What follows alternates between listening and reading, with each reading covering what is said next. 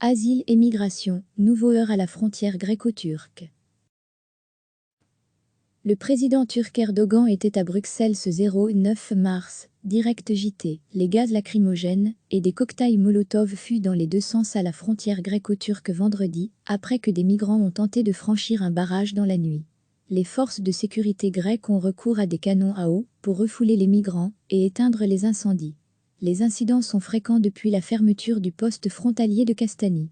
Depuis 2 semaines, et l'annonce de la Turquie de laisser passer les migrants souhaitant rejoindre l'Europe, ceux-ci s'amassent dans cette zone frontalière, dans l'espoir de pouvoir pénétrer sur le territoire de l'Union européenne. La Grèce a réagi avec fermeté, promettant de ne laisser personne passer illégalement de la Turquie.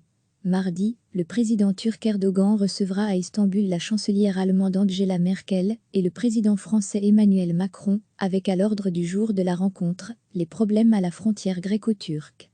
Recevez chaque matin l'essentiel de l'actualité. Les gaz lacrymogènes et des cocktails Molotov fuient dans les deux sens à la frontière gréco-turque vendredi, après que des migrants ont tenté de franchir un barrage dans la nuit. Les forces de sécurité grecques ont recours à des canons à eau pour refouler les migrants et éteindre les incendies. Les incidents sont fréquents depuis la fermeture du poste frontalier de Castani. Depuis 2 semaines, et l'annonce de la Turquie de laisser passer les migrants souhaitant rejoindre l'Europe, ceux-ci s'amassent dans cette zone frontalière, dans l'espoir de pouvoir pénétrer sur le territoire de l'Union européenne. La Grèce a réagi avec fermeté, promettant de ne laisser personne passer illégalement de la Turquie. Mardi, le président turc Erdogan recevra à Istanbul la chancelière allemande Angela Merkel et le président français Emmanuel Macron, avec à l'ordre du jour de la rencontre, les problèmes à la frontière gréco-turque.